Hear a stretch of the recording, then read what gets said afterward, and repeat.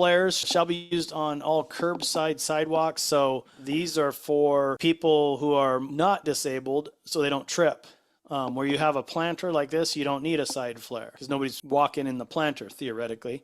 But for people with disabilities, it's the 4-foot ramp here, and the side flares are for people walking and traversing down this way that are able-bodied. So that's a detail. That's a Caltrans detail that we had left over from years ago that pretty much complies with the PROWAG and the MUTC, but it might have some built-in construction tolerances. It would be a great best practice to follow, but it's not required. Here's a bad design, maintenance cover right in the curb ramp.